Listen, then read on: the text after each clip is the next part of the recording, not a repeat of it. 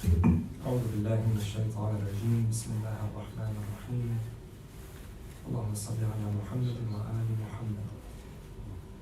For the well-being of all the mu'mineen and mu'minat, and especially Mawlana, sallu ala Muhammadin wa ali Muhammad.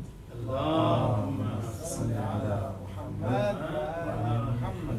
A'udhu billahi min ash-shaytan ar-rajim. Bismillah ar-Rahman ar-Rahim.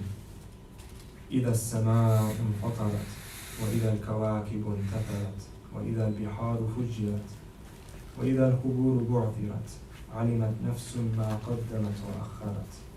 يا أيها الإنسان ما غرك بربك الكريم الذي خلقك فسواك فعدلك في أي سورة ما شاء ركبك. كلا بل تكذبون بالدين وإن عليكم لحافظين كراما كاتبين يعلمون ما تفعلون. إن الأبرار لفي نعيم وإن الفجار لفي جحيم يصلونها يوم الدين وما هم عنها بغائبين.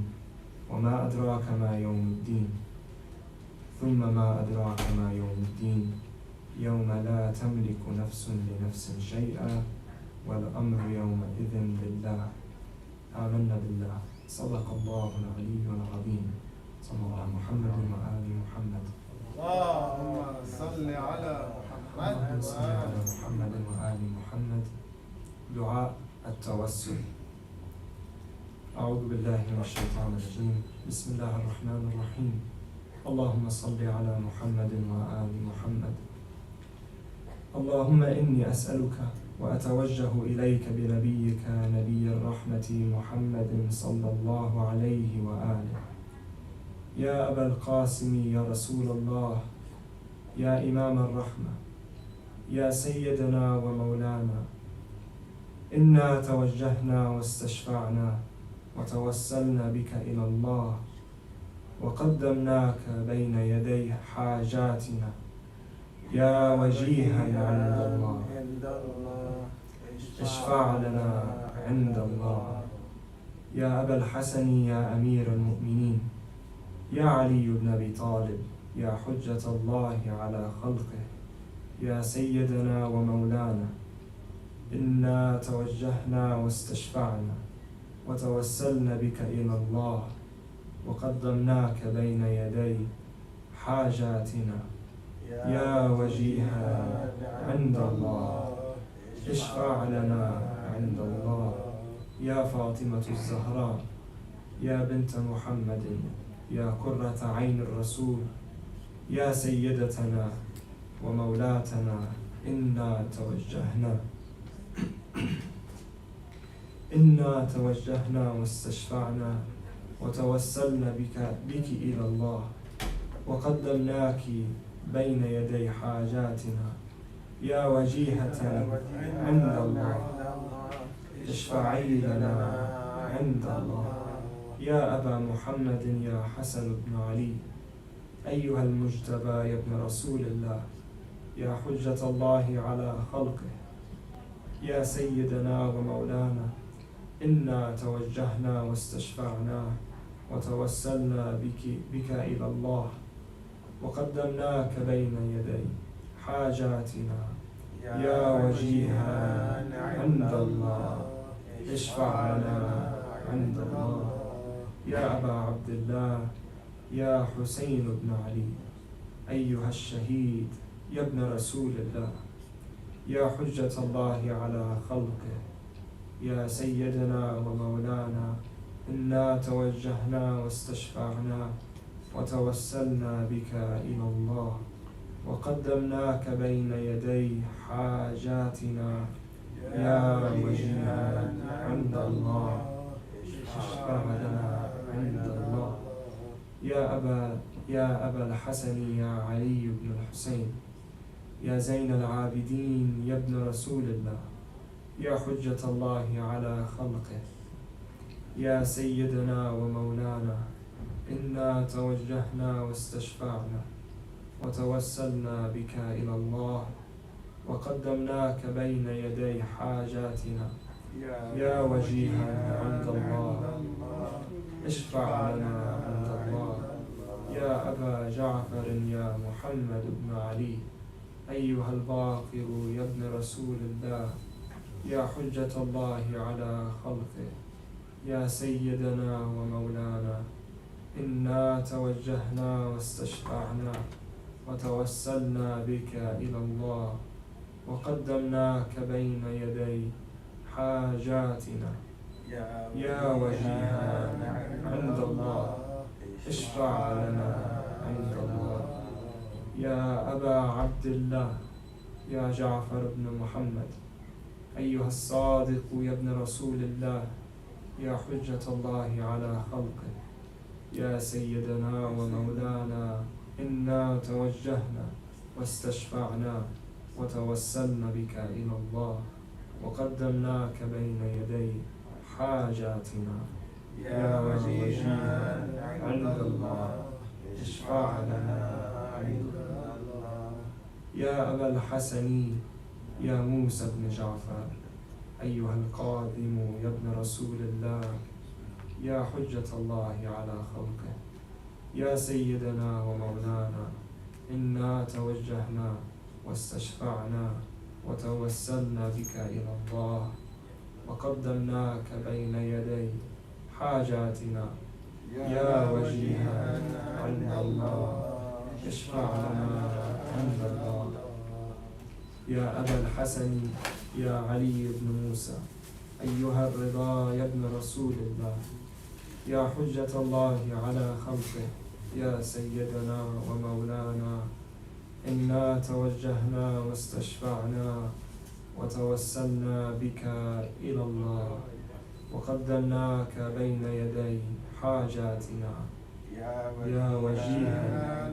عند الله اشفع لنا عند الله يا أبا جعفر يا محمد بن علي أيها التقي الجواد يا ابن رسول الله يا حجة الله على خلقه يا سيدنا ومولانا إنا توجهنا واستشفعنا وتوسلنا بك إلى الله وقدمناك بين يدي حاجاتنا يا وجيها عند الله اشفع لنا عند الله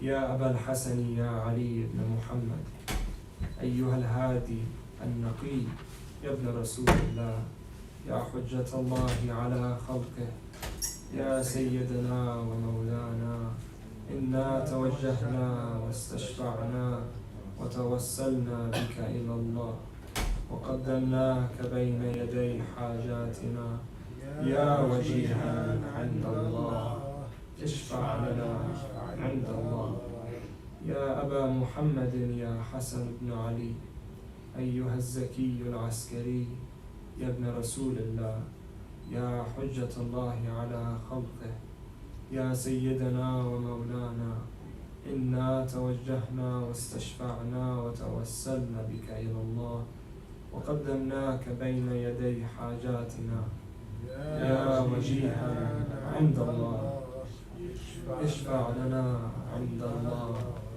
يا وصي الحسن والخلف الحجة أيها القائم المنتظر المهدي يا ابن رسول الله يا حجة الله على خلقه يا سيدنا ومولانا إنا توجهنا واستشفعنا وتوسلنا بك إلى الله وقدمناك بين يدي حاجاتنا يا وجيها عند الله اشفع لنا عند الله.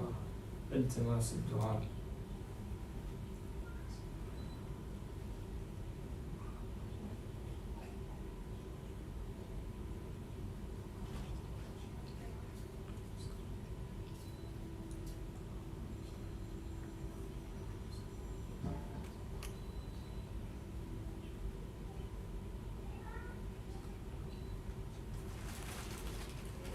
يا وجيها عند الله اشفع لنا عند الله. يا سادتي وموالي إني توجهت بكم أئمتي وعدتي ليوم فقري وحاجتي إلى الله، وتوسلت بكم إلى الله واستشفعت بكم إلى الله، فاشفعوا لي عند الله واستنقذوني من ذنوبي عند الله، فإنكم وسيلتي إلى الله، وبحبكم وبقربكم أرجو نجاة من الله، فكونوا عند الله رجائي يا سادتي يا أولياء الله. صلى الله عليهم أجمعين، ولعن الله أعداء الله ظالميهم من الأولين والآخرين، آمين رب العالمين. وصلى الله على سيدنا محمد وأهل بيته الطيبين الطاهرين. اللهم صل على محمد وآل محمد. عجل فرجهم واحسن.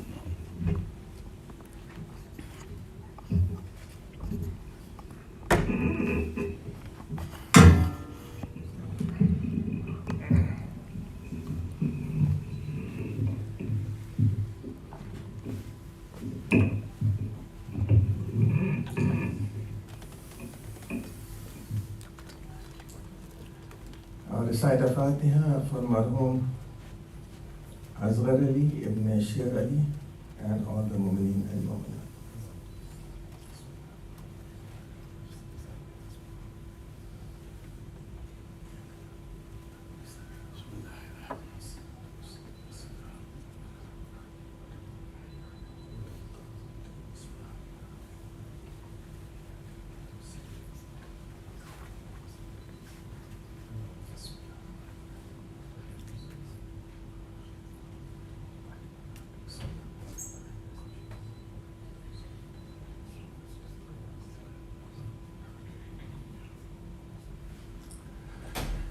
بسم الله الرحمن الرحيم.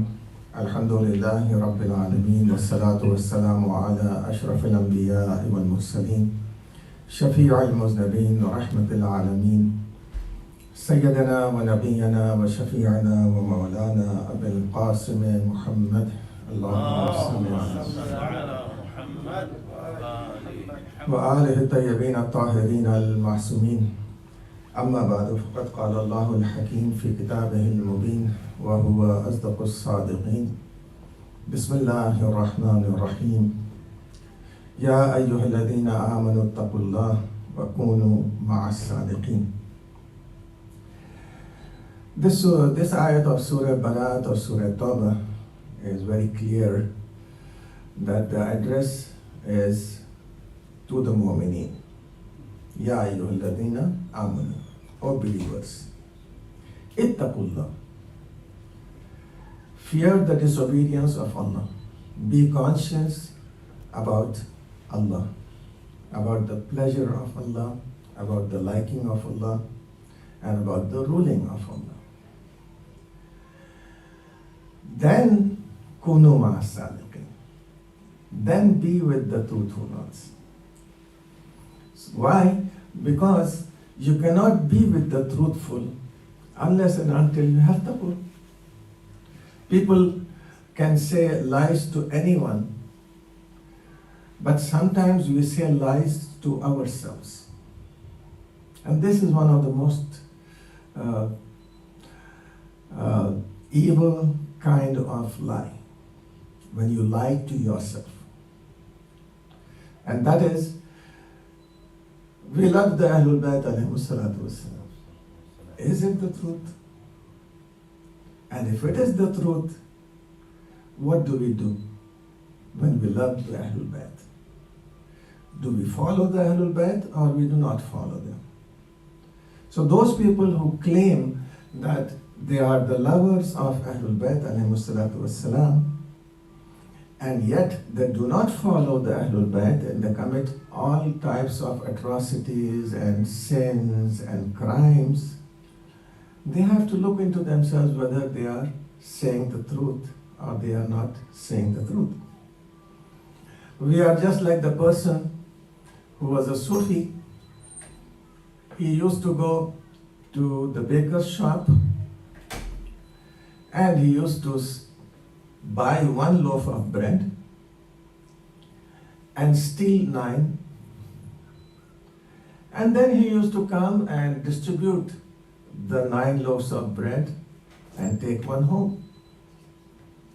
Every day he used to do the same. And people used to appreciate him. Aha, look at this generous guy. I think Robin Hood did the same, right? Anyway, so once Imam ﷺ saw him and followed him, Imam Sadiq ﷺ, and he saw him, he was buying one and he was stealing 9 loaves of bread. Imam called him and asked him, what is the reason that you're stealing and you're distributing? He said, the reason behind it is that the Quran says, Man jaa bil hasana falahu ashru amsalha. Who does one good deed is going to get the return of 10 times fold. So I distribute 9 loaves of bread, which is equal to 90 good deeds. And what I do is, I steal, and for that Allah says that when you do something evil, you are going to get one time the punishment of it. So I stole 9 loaves of bread, so 9 evils I have committed, but I have committed 90 hasana. So 90 minus 9, 81. I'm still in profit. So the response of Imam ﷺ was that Allah doesn't accept any amal but from the muttaqeen, from those people who have taqwa. And when you have taqwa, you don't steal.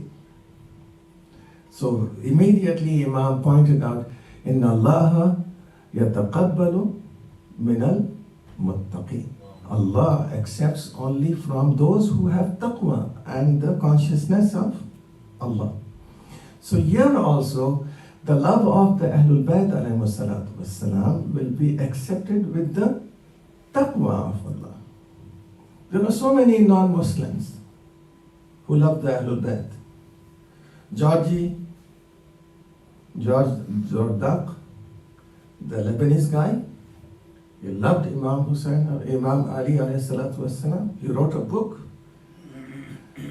Human Justice, a very good book, but he had no taqwa.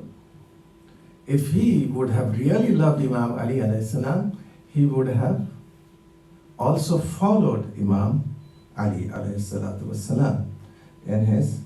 So, kunu ma'a sadiqeen is be with the truthful ones, and those who are the truthful are the Ahlul Bayt alayhi salatu wasalam. Why? Because it is for them that the ayat of Surah Ahzab has been revealed. إِنَّمَا يُرِيدُ اللَّهُ لَيُذْهِبَ عَنْكُمُ الرِّجْسَ أَهْلَ الْبَيْتِ وَيُطَهِّرَكُمْ تَطْهِيرًا. And the second instance was that these were the people who were taken by Rasulullah sallallahu alaihi wasallam to lay the curse on the liars, and that is in the Mubahila.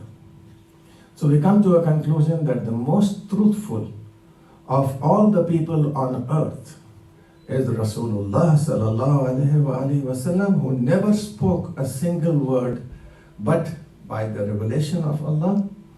And after him we have got the 12 Imams and Fatimatu Zahra salamullahi alayha, who are the perfect truthful ones. We have the Anbiya alayhimus salam, who are truthful also. But their truth is not to the extent of the truthfulness of Ahlul Bayt alayhimus salam. The difference is they spoke the truth after the event. And Ahlul Bayt alayhimus salam, when they spoke, the event happened. So that is the difference between the truthfulness of Anbiya and the truthfulness of Ahlul Bayt alayhimus salam. Amongst these truthful, you have the most important Imam, and he is very important because he laid down many of the rules for the politics and for the political situation of the Muslims. If not for him, we would have been bewildered. And also some scientific theories in simple words. For example, Imam ﷺ said that in a week you have to perform 35 wajib salat. Is it something which you do not know? In 1 week, how many? Five times a day, 7 days a week, 5 into 7, 35. Why should the Imam say that? Everyone knows it. All Muslims know it. So it happens that Talib Johari, rahmatullah alayhi, may Allah forgive him and give him a high place in the Jannah, was a student of Ayatollah Mohsin Hakim. So he said that while I was studying from Ayatollah Mohsin Hakim, this masala came to the panel. All Ayatollahs do not answer the question directly. They have a panel of students who give the answer, and when the students do not know, then they approach the Ayatollah. So whenever you email to Ayatollah Shistani, it is not Ayatollah Shistani who is giving you the reply. It is the panel of students who are giving you the reply.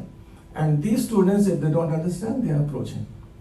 So here also it happened that there was a question from the west, that if I do my salat in my city, Zuhr and Asr, and I travel and reach another city at the same time of Zuhr, so should I do the Zuhr salat again or not? These students who were studying, who were looking at that question, were bewildered. They said, no, he has to do it again. The time of Zuhr again has come.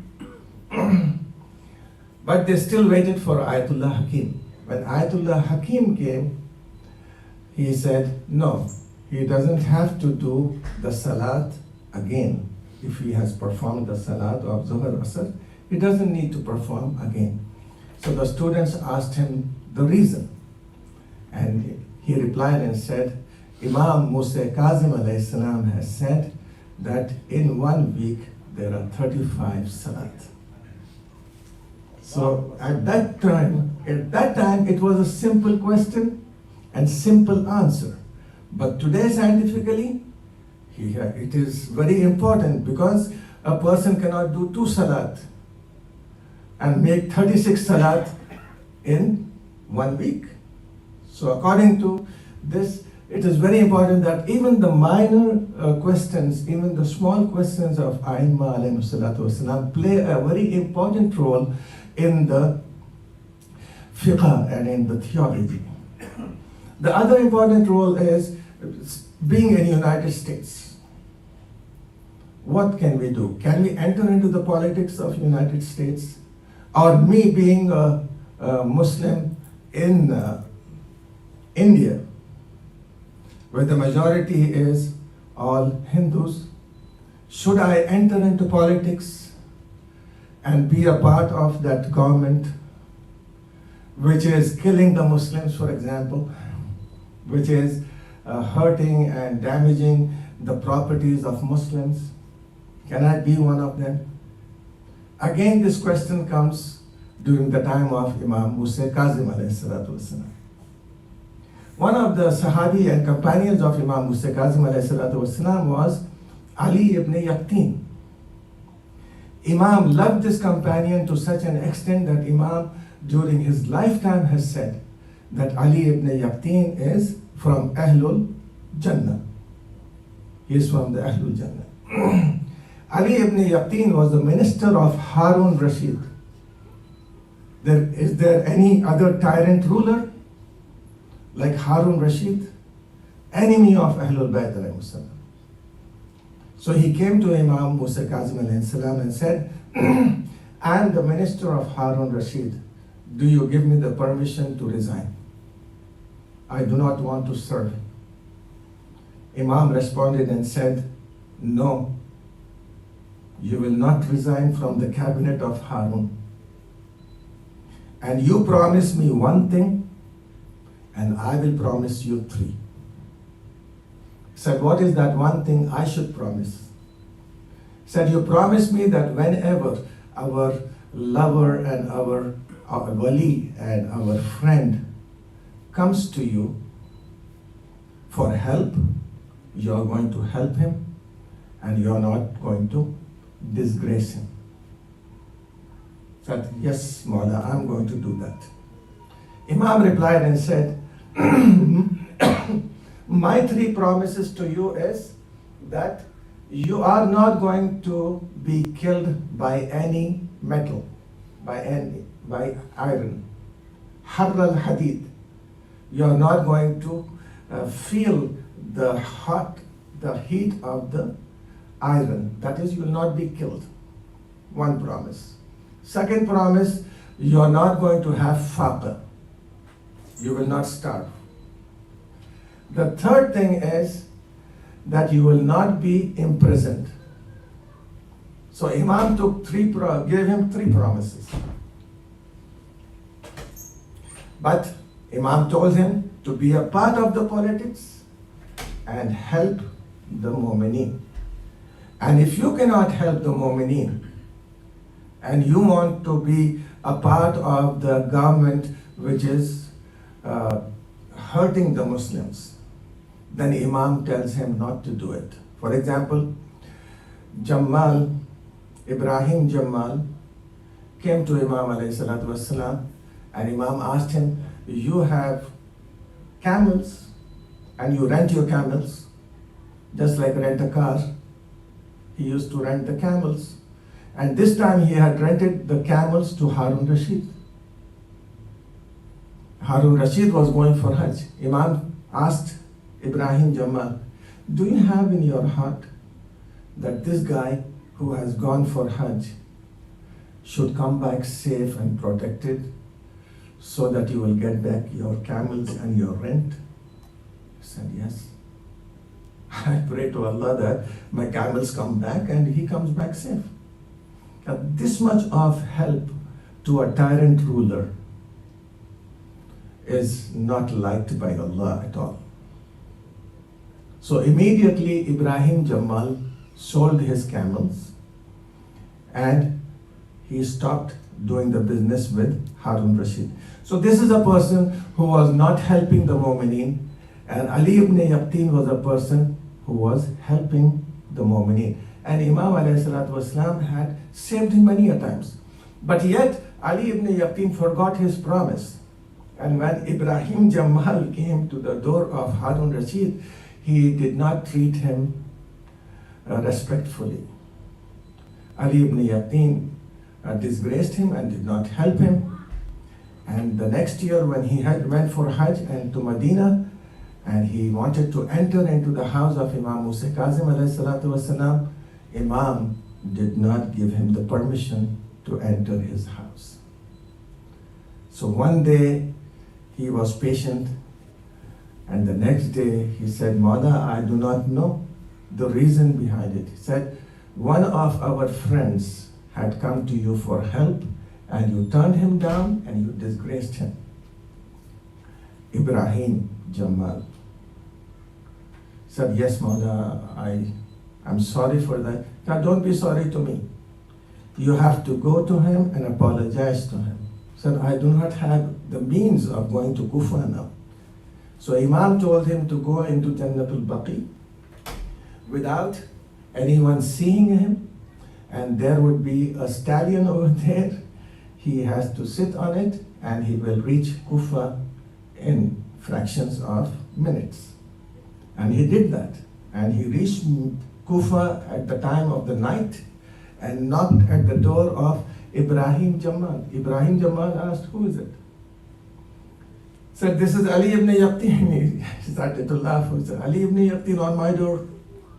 He's a big man, big shot. Said, for sure, I'm Ali ibn Yaqtin. Said, for what reason have you come here? I've come here to apologize. Open the door. He opened the door and he saw Ali ibn Yaqtin. And before Ali ibn Yaqtin could say anything more, he said, I have forgiven you. My God has forgiven you. May Allah forgive you. He said, no, not like this at all. Forgive me in this manner. Pardon me in this manner. I'm going to lay down my cheek on the floor. You stamp your feet on my other cheek. And then you say that I have forgiven you, O Ali ibn Yaqtin. Ibrahim Jamal said, I cannot do it, you have to do it. So when he did that, Ali ibn Yaqtin was happy, and when he returned to Imam alayhi salam, the first question he asked, are you pleased with me, Ya ibn Rasulullah? And Imam smiled at him and said, yes. So politics of this time come from the seerah of Imam Musa Kazim alayhi salatu wasalam. How did Imam Musa Kazim alayhi salatu wasalam defend this great companion? Many a times. He defended Ali ibn Yaqtin on many occasions. Once Harun Rashid,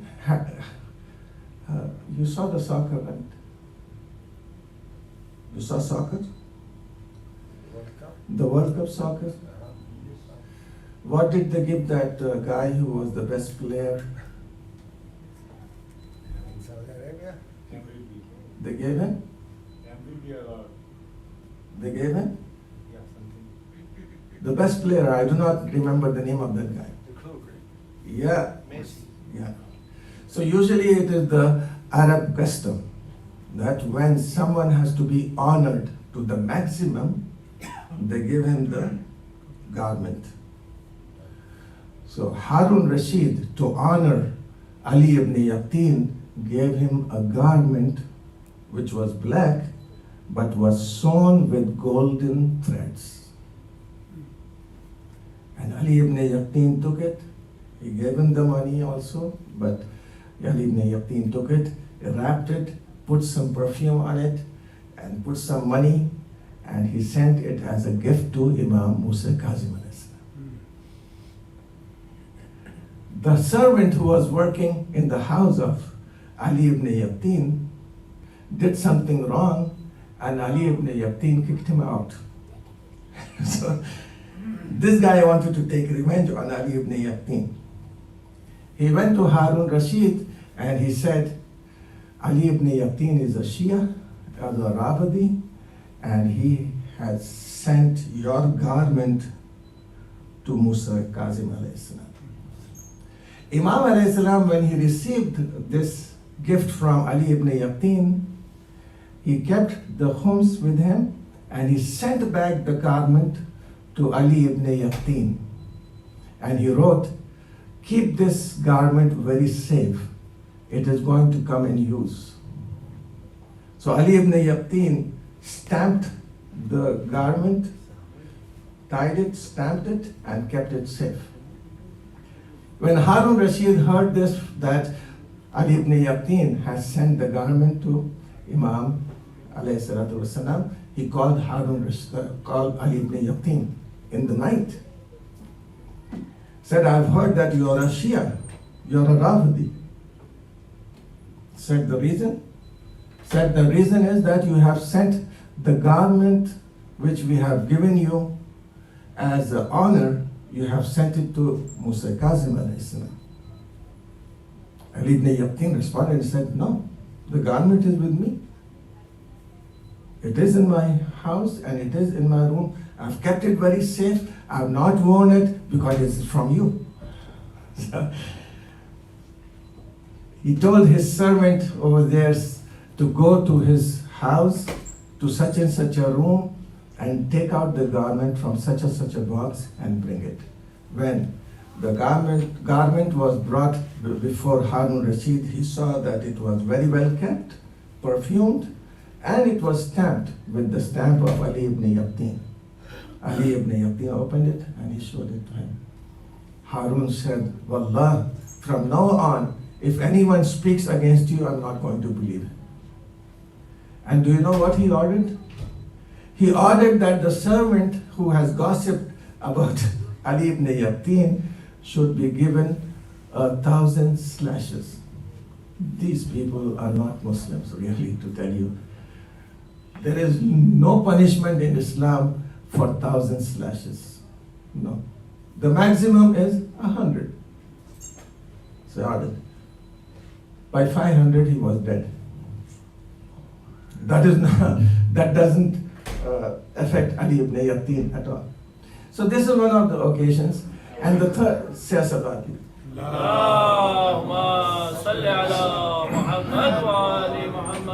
So let me just brief you up and tell you that Imam alayhi salatu wasalam was not born in Medina.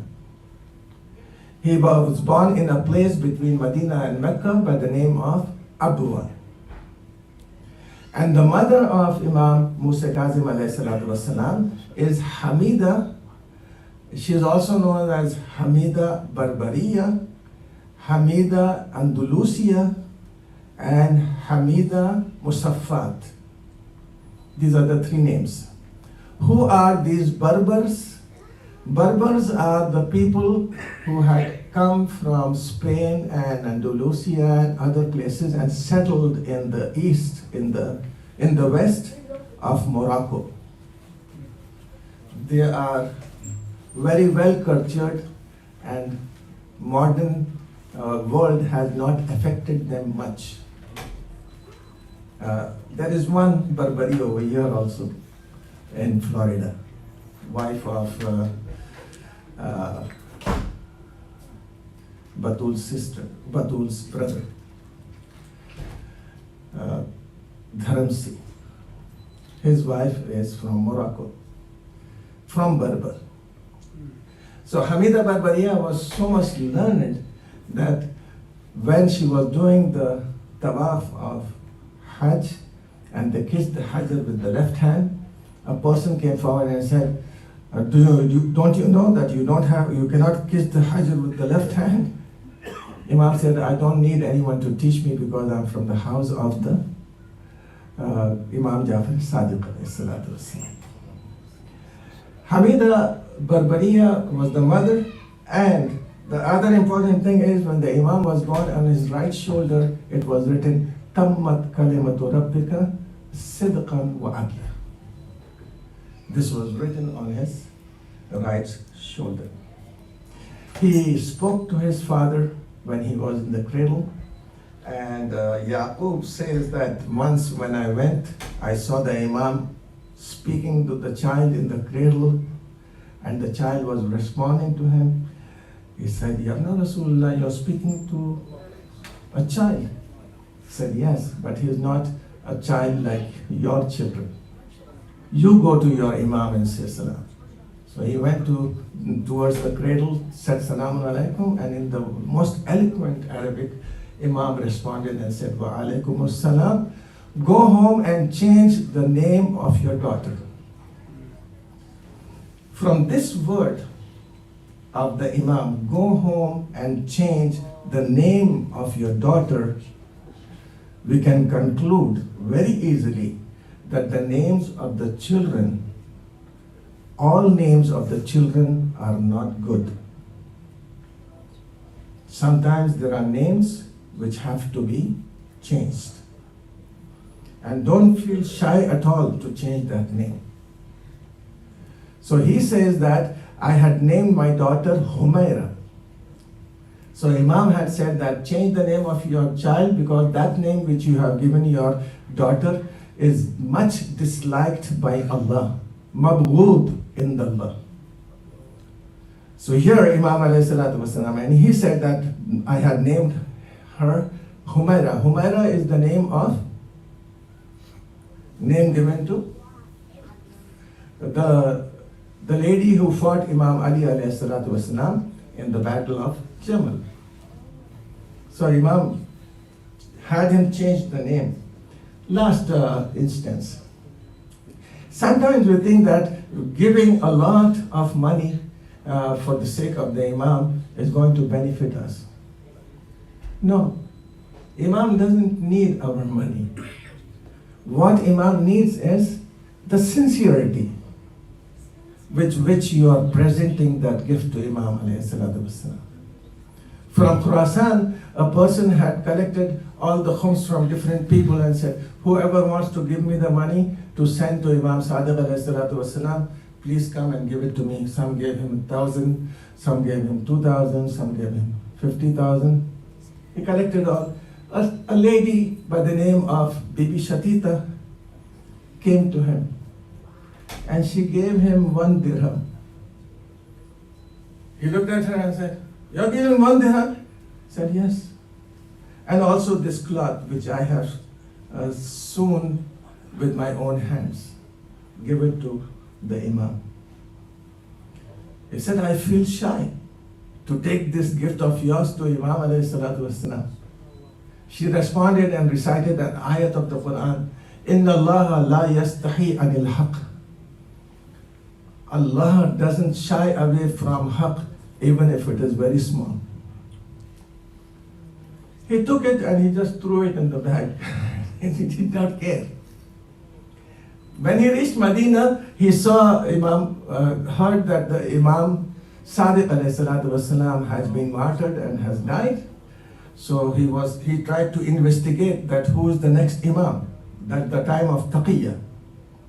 So the brother of Imam Sadiq alayhi salatu wasalam, Abdullah, and the brother of Imam Musa Kazim alayhi salam, Abdullah, was sitting there and claiming to be the Imam. He asked him many questions and he understood that he is not the right person and not the Imam. And then he went to the shrine of Rasulullah sallallahu alaihi wasallam and said, "Ya Rasulullah, where should I go? Should I become a Yahudi? Should I become a Majusi? Should I become a Christian? Or should I become a Nasiri? Please guide me. Where should I go now?" As he was crying and weeping, a slave came to him and he said, "Our Imam has called you." Said, "Who?" Said Musa Kazim alayhi salam.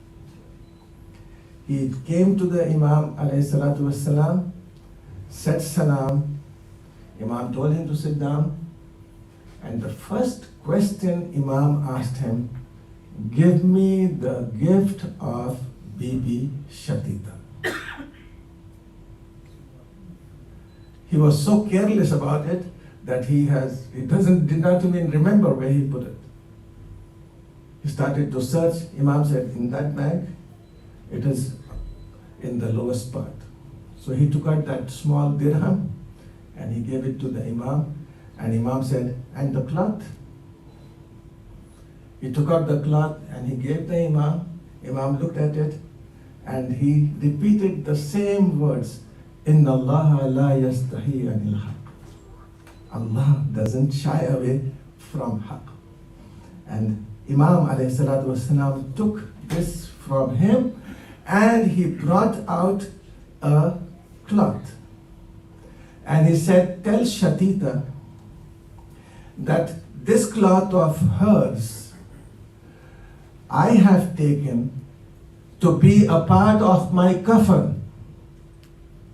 Just imagine, Imam took the cloth of Shatita to be a part of his kafan, and he gave a cloth and sent a cloth to Shatita from himself to be a part of her kafan. And he said, "You are going to be alive for 17 days, and here is the 40 dirham for the 17 days. You use it, and on the day when you die, I am going to be there. I am going to do the salat. I am going to do the burial." You can just imagine how much Imam loves a person who is sincere in his love and in his following. May Allah bless you all. MashaAllah, you heard half an hour. May Allah bless you all. keep you on the right path and keep us on the right path. And may Allah give those people who have lost their families and their children in the calamities and the earthquake, may Allah give them patience, and may Allah forgive the souls of our parents and give a good life to our youngsters. إن أحسن الحديث وأبلغ الموعظة كتاب الله العزيز الحكيم. اللهم صل على محمد وآل محمد. اللهم صل على محمد وآل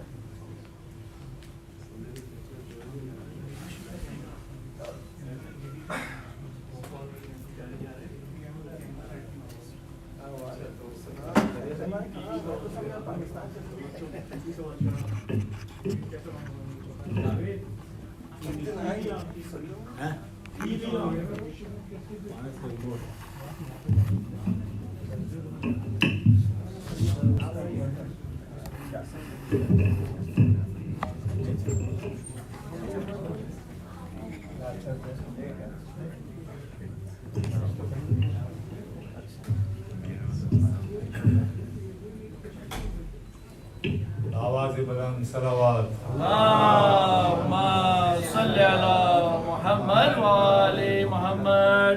راہ رضا میں وہی لوگ کامیاب رہے.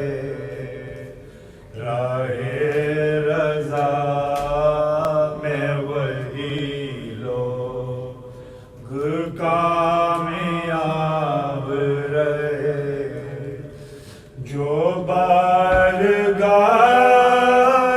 شہادت پہ باریاب رہے. رہے رضا میں وہی لوگ کامیاب رہے. ملے نبی کو علی کو حسن کو بھی اصحاب. ملے نبی کو علی کو حسن کو بھی اصحاب. مگر حسین کے سارے لاجواب رہے. راہ رضا میں وہی لوگ کامیاب رہے. حسین حلقہ انصار اور شب عاشور. حسین حلقہ انصار اور شب عاشور کے جیسے تاروں کے جو مرد میں ماہتاب رہے. رہے رضا میں وہی لوگ کامیاب رہے. حسین رو دیے اکبر کو یہ دعا دے کر. حسین رو دیے اکبر کو یہ دعا دے کر. خدا کرے یوں یا تیرا شباب رہے. رہے رضا میں وہی لوگ کامیاب رہے. رواں تھی خاک کی چادر بھی ساتھ زینب کے. رواں تھی خاک کی چادر بھی ساتھ زینب کے. نہ سر بلے نہ کہیں بے بوتراب رہے رضا میں وہی لوگ کامیاب رہے. صلوات اللہم صلی علی محمد وآل محمد. سورہ فاتحہ.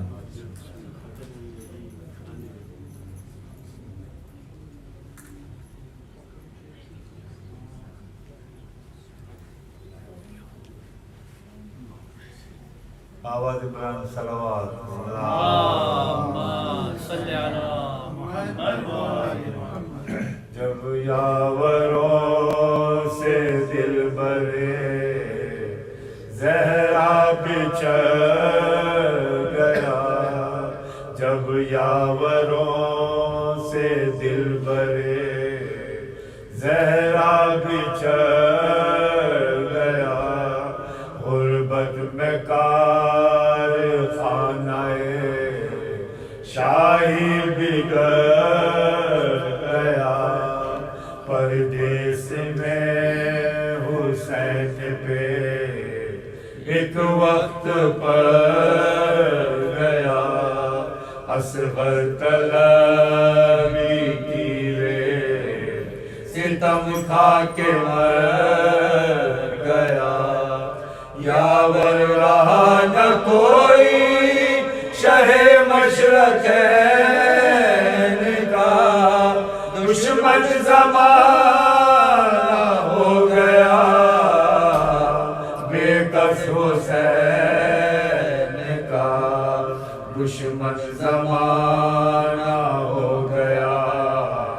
بے کس حسین کا. میدان میں قبل جنگ بچاتے تھے اہل شام. رانڈوں کو دے رہے تھے تسلیاں امام. غش میں پڑے تھے حضرت سجاد تشنکان. دکھیا بہن حسین کی کرتی تھی یہ کلام. فریاد ہے خدا کی دعائی رسول کی. غربت میں کھیتی لٹتی ہے اماں بطول کی. غربت میں کھیتی لٹتی ہے اماں بطول کی. فرماتے ہیں حسین کے اے غم کی مبتلا. بندے کا دفتر کیا ہے جو کچھ مرضی خدا. مٹتا نہیں ہے خواہش تقدیر کا لکھا. تم صابرہ ہو صبر کرو بہر کے ریا. میں قتل ہوں یہ خواہش رب جلیل ہے.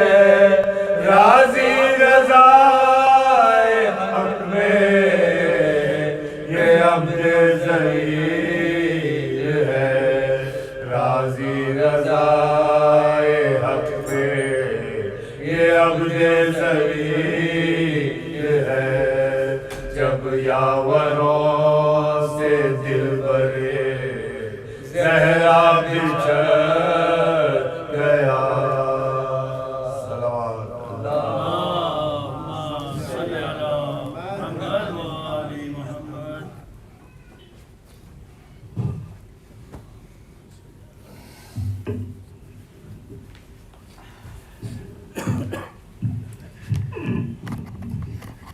ایک مرتبہ الحمد کی مرتبہ سورہ اخلاص کی تلاوت کر کے مرحوم اصغر علی ابن شاہ علی شیر علی شاہ علی کی روح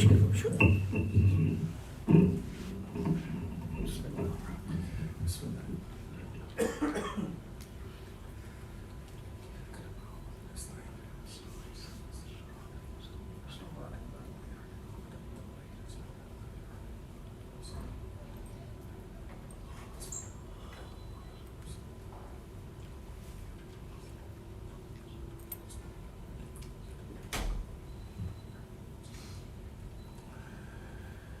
فاتحہ بسم اللہ الرحمن الرحیم الحمدللہ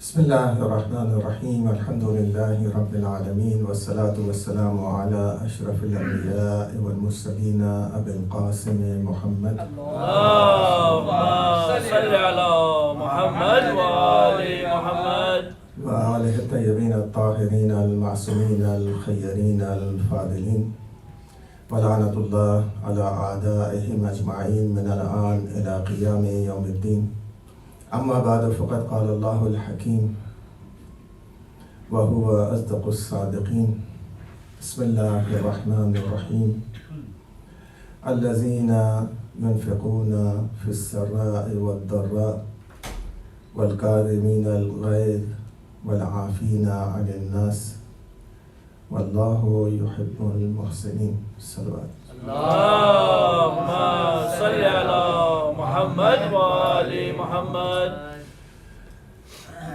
ماں باپ کی زیارت کرنا، ماں باپ سے ملنا، ماں باپ کے ساتھ گفتگو کرنا، ماں باپ کی طرف محبت بھری نگاہوں سے دیکھنا، سب عبادت ہے۔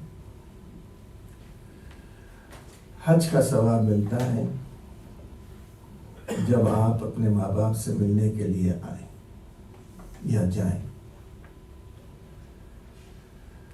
ایک جنیہ تھی جو مولا علی کے پاس آیا کرتی تھی، کافی دنوں سے نہیں آئی، اس کے بعد پھر امام کی خدمت میں آئی تو امام نے اس سے کہا اتنے دن کہاں؟ کہا مولا ایک بہن میری ہے جس کی زیارت کے لیے میں گئی تھی، جس سے ملاقات کے لیے۔ تو امام نے کہا کہ تمہارے اس زیارت میں جتنی خوشی اللہ کو ہے تمہارے کسی اور عمل میں نہیں ہے۔ تو صلہ رحمی کرنا، اپنے عزیزوں سے بات کرنا، اپنے عزیزوں سے ملنا جلنا، سب خداوند عالم نے عبادت رکھی ہے۔ یہاں تک کہ اپنے عزیزوں کی قبر پر جانا، قبر پر جانا لوگوں کو دکھاوے کے لیے نہیں ہے بلکہ وہ عبادت ہے۔ جتنا ایصال ثواب ہم اپنے عزیزوں کے لیے کرتے ہیں اتنا ہی ایصال ثواب ہمیں ملتا ہے۔ اکثر لوگوں کو میں نے سنا ہے اور کہ 2 رکعت نماز ہم مومنین کے لیے پڑھتے ہیں، تو لوگوں جب مومنین کے لیے پڑھتے ہیں تو کیا وہ خود محروم رہ جاتے ہیں؟ نہیں، جتنے مومنین کے لیے وہ پڑھتے ہیں اتنے ہی مومنین کا پورا ثواب ان کو ملتا ہے۔ جیسے کہ اگر فاتحہ آپ نے ایک کے لیے پڑھی تو ایک، قبرستان میں پہنچے 100 دفن ہے، 100 کے لیے آپ نے ایک فاتحہ پڑھی ہے تو آپ کو ثواب ایک فاتحہ کا نہیں ملے گا، 100 کا ملے گا۔ تو اندازہ آپ لگائیں کہ کتنا خداوند عالم نے ہمیں اپنے والدین سے، دوستوں سے، احباب سے اور رشتہ داروں سے مل کر رہنے کی تاکید کی ہے۔ یہاں آیت میں سورہ آل عمران کی ہے 134، جس میں خداوند عالم ارشاد فرمانے الذین ينفقون فی السراء والضراء، وہ لوگ جو آسانیوں میں بھی خرچ کرتے ہیں اور مصیبتوں اور پریشانیوں میں بھی خرچ کرتے ہیں، والکاظمین الغیظ، اور اپنے غصے کو پی جاتے ہیں، والعافین عن الناس، اور لوگوں کو عفو کر دیتے ہیں، معاف کر دیتے ہیں۔ یہ وہ لوگ ہیں کہ اللہ ان کو محسن قرار دیتا ہے اور اللہ ان محسنوں سے خوش ہے۔ ان اللہ یحب المحسنین، اللہ جو ہے احسان کرنے والے، نیکی کرنے والوں کے ساتھ محبت کرتا ہے۔ یہاں تک آپ لانے والے اتنا کہنا کہ میرے پاس تو کچھ ہے ہی نہیں، میں کیا خرچ کروں؟ کہ آپ کے پاس صحت ہے، آپ کے پاس طاقت ہے، آپ کے پاس انفلوئنس ہے، آپ اپنا انفلوئنس کر سکتے ہیں۔ کوئی بھی چیز جو آپ خرچ کریں اس کو انفاق کہا جاتا ہے، صرف پیسہ خرچ کرنے کو انفاق نہیں کہا جاتا۔ ٹائم سب سے بڑی اہم چیز ہے، پیسے سے اہم تو ٹائم ہے۔ آپ نے ٹائم دے دیا کسی کے لیے، مثال کے طور پر محرم آ رہا ہے، ایک بیچاری کوئی بی بی ہے جو اپنے گھر سے امام باڑے تک نہیں آ سکتی، آپ نے اپنا ٹائم دیا، کار لے کر گئے، اس بی بی کو گھر سے اٹھایا، امام باڑے تک پہنچا دیا۔ یہ جو ہے معمولی کام نہیں ہے، یہ انفاق ہے فی سبیل اللہ کہ آپ نے خرچ کیا ہے۔ یہ بات جو ہے وہ اس وقت ہمارے بچوں میں پیدا ہوگی جب یہ 40 واک میں جائیں گے۔ 40 واک میں جانے سے اور وہاں زائروں کی خدمت کرنے سے یہ اثر ہمارے بچوں پر ہوگا کہ وہ دوسروں کی خدمت اور دوسروں کو سرو کرنے میں خوشی محسوس کریں گے۔ زبردستی والا کام نہیں چاہیے بھائی، ارے دوستی کی بنا پر ہم آ رہے ہیں تمہیں اٹھا رہے ہیں، کوئی احسان نہیں ہے، ہم نے اس سے زیادہ اجر مل گیا ہے، اس سے زیادہ ثواب مل گیا ہے، ہو سکتا ہے پورے گناہ معاف ہو گئے ہو۔ ایک شخص کی عیادت کی ہم نے، بیمار پڑا ہوا ہے، آج کل تو آپ اعلان کر دیتے ہیں نا، فلاں آدمی جو ہے ہاسپٹل میں ہے، اعلان ہو گیا کہ ڈاکٹروں نے ملنے سے منع کر دیا، پہلے ہی اعلان کر دیا۔ نہیں، عیادت کا ثواب ہے۔ کہ مولانا کرونا چل رہا ہے، میں نے کہا جس نے عیادت کا ثواب رکھا ہے وہ اگر مریض جو ہے بے ہوش ہے تو آپ کم سے کم اس مورل سپورٹ تو بن سکتے ہیں اس کی فیملی کے لیے، تو فیملی کو مورل سپورٹ دینے کے لیے چلے جائیں۔ تو جتنی چیزیں اسلام میں ہیں، یا تو سوسائٹی کے فائدے کے لیے ہے، یا انڈیویجول کے فائدے کے لیے ہے، یا کائنات کے فائدے کے لیے ہے۔ یاد رکھیے گا پوری کائنات خداوند عالم نے پازیٹیوٹی پہ چلائی ہے، اور ہمارے اندر اگر پازیٹیوٹی آ جاتی ہے، مثبت پہلو آ جاتا ہے، تو ہم جو ہے وہ پورے نیچر سے ہارمونائز کر دیتے ہیں۔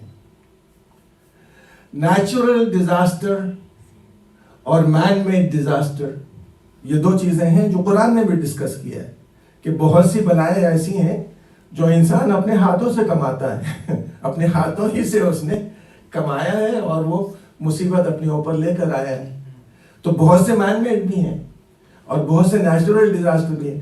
ہمیں اب یہ دیکھنا ہی نہیں ہے کہ نیچرل ڈیزاسٹر میں ہماری مدد کس کو جا رہی ہے، ہمیں تو یہ دیکھنا ہے کہ خدا نے کہا ہے کہ جہاں پہ یہ ہو وہاں پر مدد پہنچا دو۔ آج وہ وہابی رہتے ہیں اور وہاں جو ہے وہ کرسچن رہتے ہیں اور وہاں جو ہے یہودی، ارے بھیا انسان تو ہیں۔ جو شریعت یہ کہہ رہی ہے کہ اگر کتا پیاسا تمہارے سامنے کھڑا ہو اور تمہارے پاس صرف وضو کرنے کا پانی ہو تو تیمم کر لو، کتے کو پانی پلا دو۔ وہ شریعت یہ کہے گی کہ یہ جو ہے وہ انسان ہے، یہ وہابی ہے یا فلاں ہے، کافر ہے، اس کو مرنے دو۔ نہیں، انسانی جان بچانا، کیوں بچا رہے ہیں جان انسان کا؟ انسان کی انسان ہونے کی حیثیت سے جان بچانا اور ہے، اللہ کی مخلوق ہونے کے اعتبار سے جان بچانا اور کہ پانے والے ہم تجھ سے اتنی محبت کرتے ہیں کہ جو تو بناتا ہے ہم اس سے بھی محبت کرتے ہیں۔ صلوات بھیجے محمد والے۔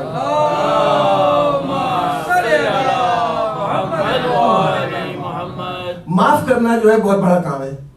اس آیت میں باقاعدہ لکھا ہے، ایک تو خرچ کر رہا ہے سہولت میں بھی اور مصیبت میں بھی، اور دوسرے کاظمین الغیظ، غیظ کو، غصے کو پی رہا ہے، یعنی اندر لے رہا ہے اپنے، عافین عن الناس، اور لوگوں کو معاف بھی کر رہا ہے۔ اب ٹائم نہیں ہے میرے پاس اتنا، لیکن بس اتنا کہہ دوں کہ بہترین قول ہے امام مولا کائنات کا۔ مولا کائنات نے کہا کہ معاف کر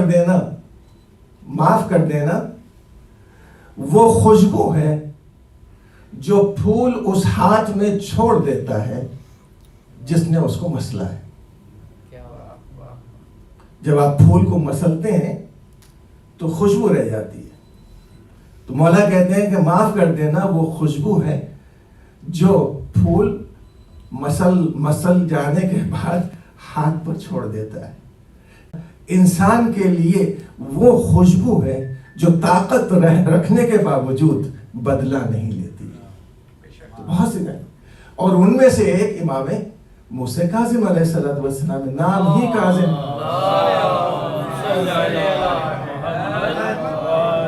نام ہی کاظم ہے۔ 20 سال باپ کی امامت میں رہے اور 35 سال امام کی خود امامت ہے۔ 17 بیٹیاں ہیں، 18 بیٹے ہیں، 17 بیٹیوں میں سے کسی بیٹی کی شادی نہیں ہے. کیا وجہ ہے؟ اس کی وجہ ہے نا، اس کی وجہ یہ ہے کہ منصور دوانقی نے اتنا ظلم کیا اہل بیت کے اوپر اور امام صادق علیہ السلام کے اوپر، اور امام کو شہید بھی کیا. بس اس کا وہ پیریڈ ذرا اہل بیت سے الگ ہو گیا جس میں اس نے بغداد بنایا تھا. منصور دوانقی نے بغداد بنایا ہے، اور یہ پیریڈ میں وہ مصروف تھا بغداد بنانے میں، لہٰذا امام سے تھوڑا سا غافل رہ گیا. مگر امام سے ملنے کے لیے لوگ جاتے تھے تو بھیس بدل کر جاتے تھے امام سے ملنے کے لیے. اور امام نے جب وصیت بھی کی ہے اپنی، تو وصیت ڈائریکٹلی اپنے بیٹے کو کی نہیں امام نے، بلکہ وصیت بھی یہ کی کہ میرے بعد حمیدہ میری بیوی، سب سے پہلے تو منصور کا نام لکھا، میرے بعد جو ہے میرا وصی خلیفہ ہوگا منصور، اس کے بعد میرا وہ اگر نہیں ہے تو اس کی جگہ پر مدینے کا جو گورنر ہے وہ وصی ہے. تیسرے نمبر پر بیوی کا نام لکھا ہے. چوتھے نمبر پر عبداللہ فتح کا نام لکھا ہے، جو بیٹے تھے مجلے بیٹے. آخر میں نام لکھا ہے امام موسیٰ کاظم علیہ السلام. تو جب منصور کو اطلاع ملی کہ امام جعفر صادق علیہ السلام کی شہادت ہو گئی ہے اور وفات ہو گئی ہے، اس کے نظروں میں تو وفات ہے، زہر تو اسی نے دیا ہے. اب جو ہے امام سب سے پہلی بات وہ لکھتا ہے گورنر کو مدینے کے کہ پہلے ان کی وصیت دیکھو، جس کو بھی انہوں نے وصیت کی ہو اس کو قتل کر دو، جس کو بھی وصیت کی ہے قتل کر دو. اب جو ہے وہ وصیت نامہ لایا گیا تو یہ ہنسنے لگا، سب سے پہلے تو آپ کا نام لکھا ہے، تو وہ بھی ہنسنے لگا. یعنی امام کے زمانے میں تقیہ کا آپ اندازہ لگائیں کہ اتنے تقیہ میں لوگ ہیں، تو امام موسیٰ کاظم علیہ السلام تک پہنچنا بھی لوگوں کے لیے مشکل ہوا کرتا تھا. تو بہرحال اس تقیہ میں امام موسیٰ کاظم علیہ السلام اپنی زندگی شروع کر رہے ہیں. اور لوگ ایسے بھی ہیں جو دوسرے خلیفہ کی اولاد ہیں، آج بھی ہیں. دوسرے خلیفہ کی اولاد کیا نہیں ہے دنیا میں؟ پہلے خلیفہ کی اولاد نہیں ہے، سب ہیں. اس زمانے میں وہ تگڑے تھے، اس لیے کہ ابھی حال کا واقعہ ہوا ہے. تو ایک بکری آیا امام کے پاس، اور آنے کے بعد اس نے کہا کہ مولا میں نے کھیتی کی تھی اور وہ پورا کھیت میرا برباد ہو گیا. امام نے نکالے اور 300 دینار اس کو دیے. مدینے بھر میں یہ مشہور تھا، جس کو سرہ امام موسیٰ کاظم مل گیا وہ کبھی بھی فقیر نہیں ہوا. سرہ کہتے ہیں اس کو تھیلی کو جس میں امام کی تحفہ ہوتا ہے. تو سب لوگ انتظار کرتے تھے کہ سرہ مل جائے. آپ لوگ بھی انتظار کرتے ہوں گے، ویڈنسڈے کو آپ اعمال کرتے ہیں تو یہی سرہ امام موسیٰ کاظم علیہ السلام. ایک اور آیا امام کی خدمت میں اور اس نے گالیاں دینا شروع کی. یہ عمر ہی تھا. تو اکثر لوگ جو ہے یہ کہتے ہیں ارے وہ نسل میں جینز میں باتیں نہیں آتی. میں نے کہا یہاں تو آ رہی ہیں، یہاں تو آ رہی ہیں. آ کے اس نے گالیاں دی، برا بھلا کہا، سب کچھ کہا. امام کے جو چاہنے والے تھے انہوں نے کہا مولا حکم دیں اور قتل کر دیں اس کو. نہیں کچھ نہیں کہا، چلا گیا وہ. امام جو ہے وہ دوسرے دن اس کے کھیت میں پہنچے اور کھیت ہرا بھرا. امام جو ہے اپنی سواری لے کر کھیت کو رونتے ہوئے جب اس کی طرف جانے لگے تو وہ چلانے لگا. اب آپ اندازہ لگا سکتے ہیں کہ کیسے چلایا ہو. جو اس کے سب کھیت برباد کر دیا، یہ کر دیا، وہ کر دیا. امام اطمینان سے چلتے رہے. اس کے پاس پہنچے، سلام کیا. اب ایسے حالت میں سلام کا جواب کیسا ہوگا وہ بھی آپ جانتے ہیں. ماشاءاللہ سے آپ لوگ ایکسپرٹ ہیں اس معاملے میں کہ کب جو ہے محبت سے وعلیکم السلام کہنا ہے، کب وعلیکم السلام کہنا ہے، وہ سب آپ جانتے ہیں. تو یہاں امام نے اس سے بس اتنا پوچھا کتنا لگایا تم نے کھیت میں؟ کہ آپ نے میرا کھیت برباد کر دیا. کہا میں نے 100 دینار لگائے. کہا کتنا کمانے کی امید ہے؟ کہا میں کوئی علم غیب جانتا ہوں. کہا نہیں، میں امید کی بات کر رہا ہوں کہ کتنی امید ہے تمہیں. کہا یہ 100 کی امید ہے. تو امام نے اس کی طرف دیکھا، اپنا وہی سرہ نکالا اور اس کو دیا. اس نے گنے تو اس میں 300 دینار تھے. کہا کہ 100 تو تمہارے لگائے ہوئے پیسے، 100 تو منافع ہے، 100 ہماری طرف سے ہیں، اور یہ جو باقی بچا ہے کھیتی میں وہ بھی تمہارے لیے. اب جہاں جس کھیت میں امام کی سواری چل گئی ہو وہاں کوئی کمی تو ہونے والی نہیں ہے. تو یہاں دوسرے دن الصبح فجر کی نماز میں سب سے پہلے وہ بیٹھا ہوا تھا جو امام کے پیچھے نماز نہیں پڑھتا تھا، وہ بیٹھا ہوا تھا. اور لوگوں نے کہا یہ تم کیا؟ ارے جو تعریفیں اس نے کرنا شروع کی امام موسیٰ کاظم علیہ السلام کی. اللہ خوب جانتا ہے کہ رسالت کہاں پر رکھنا ہے، اللہ خوب جانتا ہے کہ کس کو امام بنانا. تو وہ لوگ جو ہے حیران کہ مولا کل تو یہ گالیاں دے رہا تھا، آج کیا ہوا؟ کہا کل تم اس کو قتل کرنا چاہ رہے تھے جسمانی طور پر، میں نے اس کے اخلاقی کو قتل کر دیا. ایک سلوات بھیجے محمد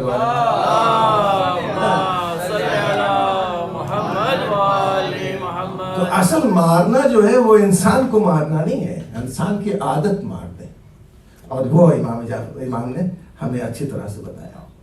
اور خاموش زندگی ہے، کسی کو پریشان نہیں کر رہے. کہ اس نے میں ہارون رشید نے جب دیکھا کہ امام کے چاہنے والوں میں اضافہ ہوتا جا رہا ہے تو اب اس نے یہ کہا کہ اب مجھے مدینہ جانا ہوگا. مدینہ جب پہنچا ہے تو اس نے پورے نوبلز کو بلایا، جو بھی نوبلز ہیں مدینہ کے ان کو بلایا اور کہا کہ یہ میری طرف سے گفٹ لیں. کسی کو 1000 دینار دیے، کسی کو 2000، کسی کو 5000، کسی کو 10000. آخر میں امام موسیٰ کاظم علیہ السلام آئے تو امام کو اس نے 200 دینار دی. اور 200 دینار جب دے دیے امام نے کچھ نہیں کہا، خیریت پوچھی اور یہ کیا، اٹھ کے کھڑا ہو گیا، احترام میں سب کچھ کیا، مگر 200 دینار. تو مامون رشید یہ دیکھ رہا تھا، اس نے کہا کہ تم نے کسی کا احترام نہیں کیا، صرف ان کا احترام کیا ہے اور پھر بھی تم نے ان کو 200 دیے. کہا کہ میں ان کو اگر زیادہ دے دوں تو یہ میرے خلاف جنگ کریں گے. اور اس کے بعد ایک جملہ کہتا ہے کہ میں جو خلافت کر رہا ہوں یہ میرا حق نہیں ہے، یہ انہی کا حق ہے، یہ انہی کا حق ہے اور یہی اس کے حقدار ہیں. اور یہ جو پراپرٹی ملکیت ہے یہ سب انہی کی وجہ سے ہے. اور اے مامون اگر تو بھی میرے خلاف کچھ کرے گا تو تیری بھی آنکھیں تیرے سر سے نکال دوں گا. اس لیے کہ بادشاہت جو ہے عقیم ہوتی ہے، وہ نہ اپنا دیکھتی ہے نہ پرایا دیکھتی ہے. اس وقت جو ہے اس نے جب دیکھا کہ لوگ اتنے زیادہ ہیں تو وہ زیارت کرنے کے لیے گیا رسول اللہ کی. اور وہاں امام موسیٰ کاظم علیہ السلام نماز پڑھ رہے تھے. اس نے حکم دیا کہ امام کو وہیں سے قید کیا جائے. تو نماز کے عالم میں امام کو قید کر کے وہاں سے جب بس امام اتنا کہہ رہے تھے کہ مجھے اپنی بیٹیوں کو الوداع کہنے دو. امام کو اتنی مہلت بھی نہیں دی کہ امام اپنے گھر جاتے بیٹیوں کو الوداع کہہ دیتے. معصومہ قوم بہت چھوٹی تھی. 2 سواریاں تیار کی. ایک سواری کو اس نے بصرے کی طرف بھیجا اور دوسرا قافلہ اس نے بغداد کی طرف، کوفے کی طرف بھیجا. یہ دونوں قافلے الگ الگ اس لیے رکھے گئے تاکہ مومنین نہ پہچان سکیں کہ امام کس قافلے میں ہے. امام کو بصرے والے کاروان میں رکھا گیا اور جعفر ابن عیسیٰ جو وہاں کا گورنر تھا اس کو خط لکھا ہارون نے کہ ان کو اپنے قید میں رکھو. 1 سال بصرے میں امام قید میں. اس 1 سال کے بعد پھر ہارون نے جعفر ابن عیسیٰ کو خط لکھ کر یہ کہا کہ ان کو قتل کر دو. تو جعفر ابن عیسیٰ نے کہا میں کس جرم پہ قتل کروں؟ نہ کبھی ان کو بد دعا کرتے ہوئے سنا ہے، نہ کبھی ان کو برا کہتے ہوئے سنا ہے. نماز اور روزہ اور دعا اور تسبیح، اور دعا میں بھی ایسی دعا جو آپ نے کبھی کی نہ. کہا پانے والے تجھ سے ہمیشہ یہ دعا کرتا تھا کہ تو مجھے ایک موقع عطا کر دے فرصت کا، تاکہ میں تیرا ذکر کر سکوں. اب قید میں مجھے وہ فرصت مل گئی. ہارون نے آخر میں حکم دیا شاہد سندی ابن شاہد کو کہ جاؤ اور بصرے سے امام موسیٰ کاظم کو لے آؤ اور اپنی قید میں رکھو. وہ قید کیسی تھی میں اس کو تفصیل میں نہیں بیان کر سکتا، بس اتنا ہے کہ کھڑا ہو تو رکوع کے عالم میں ہے، اور بیٹھ جائے تو وہ نوکیلی زمین ہے جس میں میخیں گاڑی گئی ہیں. اس عالم میں امام موسیٰ کاظم علیہ السلام کی قید کا زمانہ گزرا ہے، اور اس میں بھی امام تسبیح، تحلیل اور دعائیں میں مصروف ہیں. پھر نکالا گیا امام کو وہاں سے، اور امام کے پاس کنیز بھیجی گئی. تو امام نے کنیز سے صرف ایک بات کہی کہ اگر تو میرے ساتھ عبادت کر لے تو میں تیری توبہ کا ضامن ہوں. اس نے عبادت امام کے ساتھ کرنا شروع، سجدہ امام کے ساتھ کیا، بس ایک ہی جملہ. دوسرے دن جب آ کر شاہ سندی ابن شاہد نے دیکھا کہ یہ بھی سجدے میں پڑی ہوئی ہے، تو ایک ہی جملہ کہا تم کیوں سجدے میں؟ کہا کہ اب تک تو میں سمجھ رہی تھی کہ میرا گناہ معاف نہیں ہوگا، مگر انہوں نے کہہ دیا ہے تو یقیناً میرا گناہ معاف ہو جائے گا.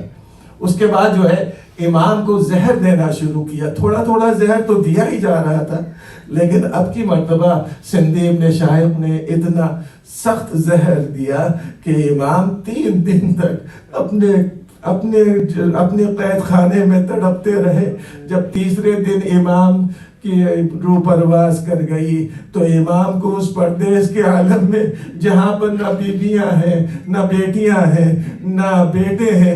ذرا یاد رکھیے گا، 18 بیٹے جس کے ہوں، 17 بیٹیاں جس کی ہوں، اس کا جنازہ لاوارث تھا، ہاتھوں میں ہتھکڑیاں، پیروں میں بیڑیاں.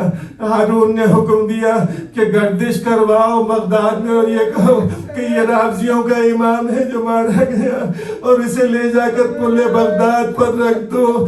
پل بغداد پر جنازہ رکھا رہا. بس اتنا کہوں گا مولا، پردیس میں آپ کا جنازہ اس طرح سے اٹھایا گیا کہ پل بغداد پر، پل دجلہ پر رکھ دیا گیا.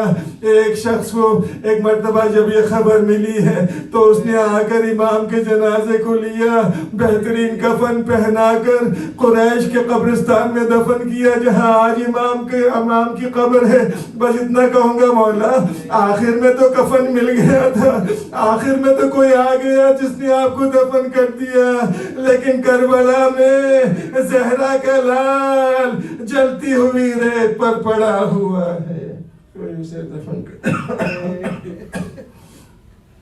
اللہ لعنت اللہ علی قوم الظالمین وسیعلم الذین ظلموا ای منقلب ینقلبون. بار اللہ واسطہ امام موسیٰ کاظم علیہ السلام کا تمام مومنین و مومنات کو، اور خصوصاً اصغر علی ابن شاہ علی کو جبال معصومین میں جگہ عطا فرما. پانے والے تمام کی مغفرت فرما. پانے والے بحق محمد و آل محمد اصغر علی ابن شاہ علی کی بیوی اور بچوں اور اہل و عیال کو اور رشتہ داروں کو صبر جمیل عطا فرما. آنے والے بحق محمد و آل محمد جہاں جہاں محبان اہل بیت اور مومنین کرام ہیں ان کو تمام امراض سے شفا عطا فرما. تمام امراض سے محفوظ رکھ، شر و جن و انس سے محفوظ رکھ، حوادثات زمانی اور مکانی سے محفوظ رکھ، آفات ارضی و سماوی سے محفوظ رکھ. ہمارے بچوں کی توفیقات میں اضافہ فرما، حج اور زیارت سے مشرف فرما. ظہور امام زمانہ میں تعجیل فرما. ہمارا شمار کی امان و ساتھ حسین.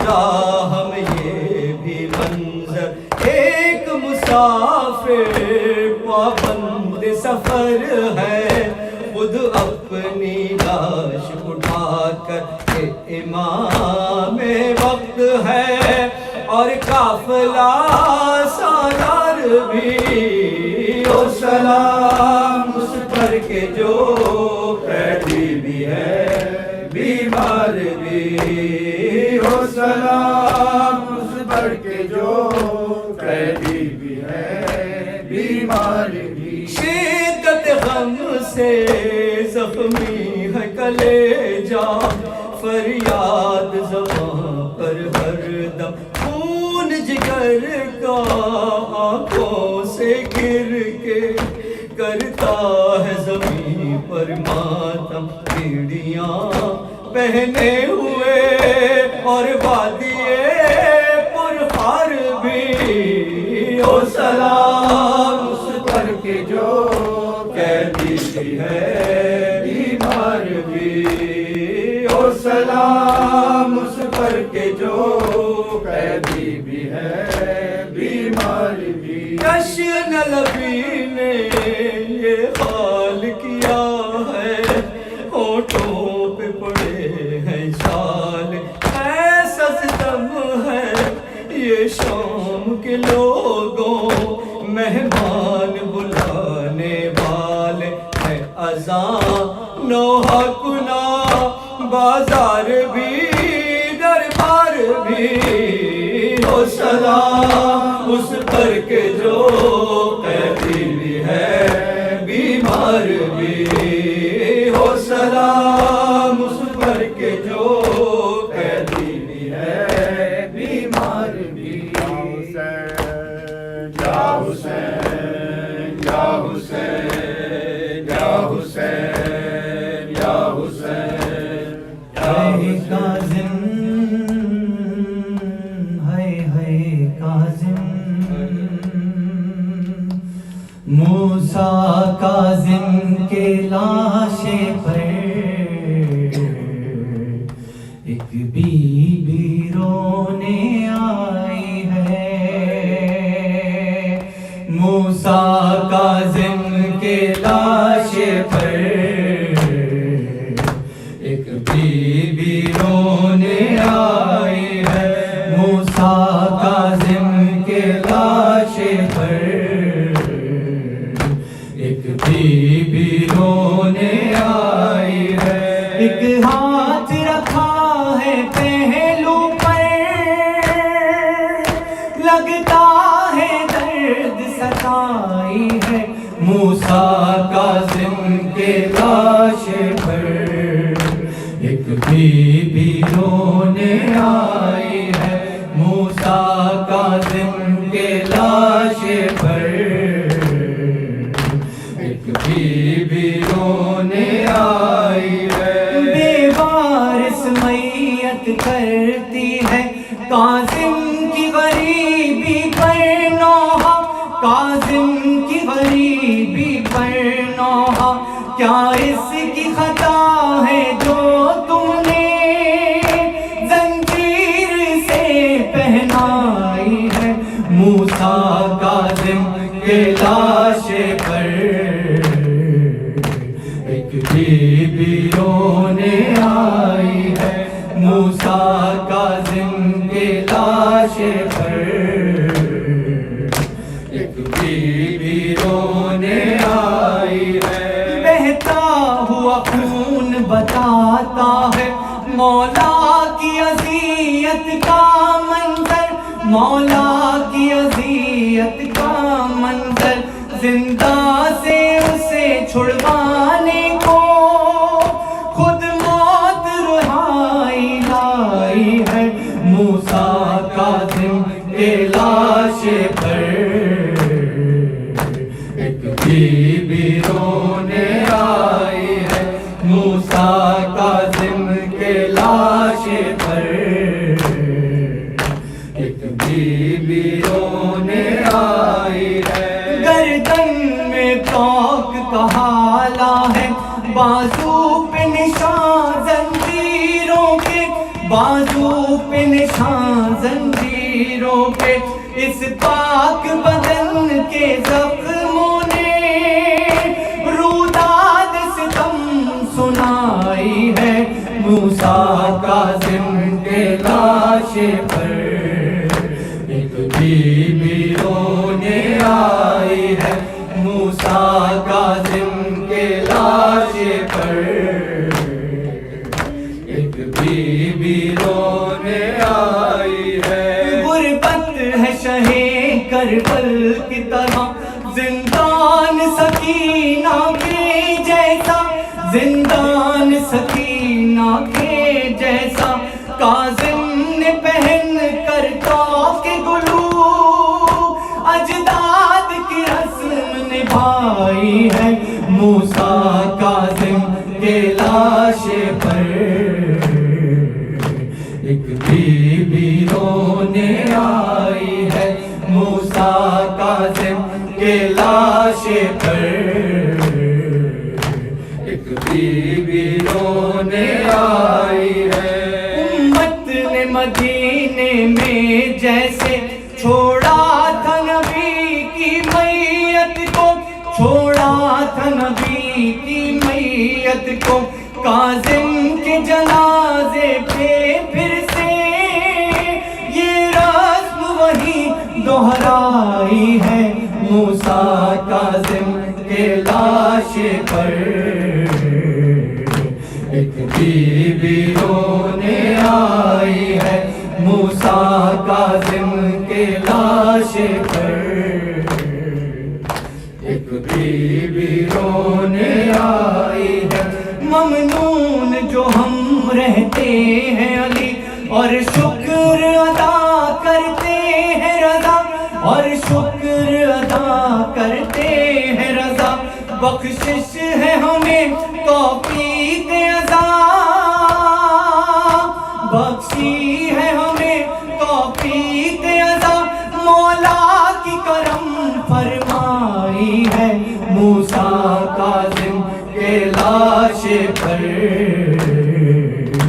ایک بی بی رونے آئی ہے، موسیٰ کاظم کے لاشے پر ایک بی بی رونے آئی ہے۔ یا حسین یا حسین یا حسین یا حسین یا حسین یا حسین یا حسین یا حسین یا حسین۔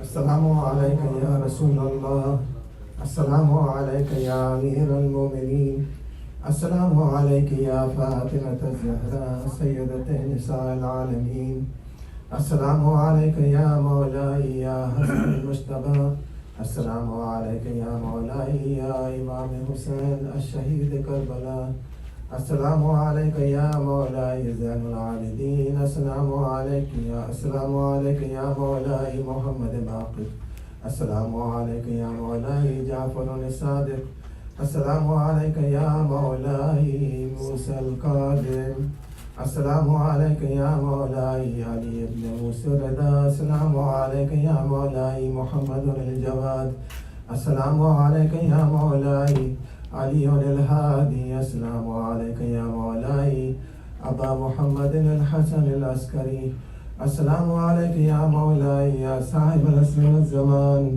السلام علیکم یا خلیفۃ الرحمن، السلام علیکم یا امام الانس والجان، الامان الامان الامان، عجل اللہ تعالی فرجک وسهل الله مخرجك وظهورك، السلام علیکم ورحمۃ اللہ وبرکاتہ۔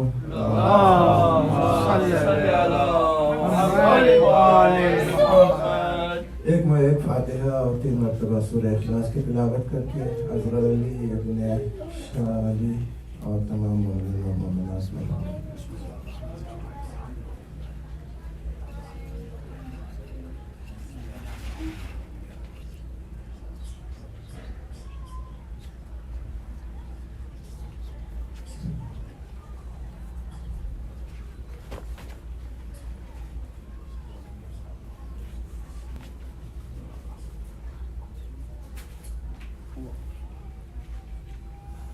ربنا تقبل منا إنك أنت السميع العليم بحق محمد وآله الطاهرين. اللهم صل على محمد وآل محمد.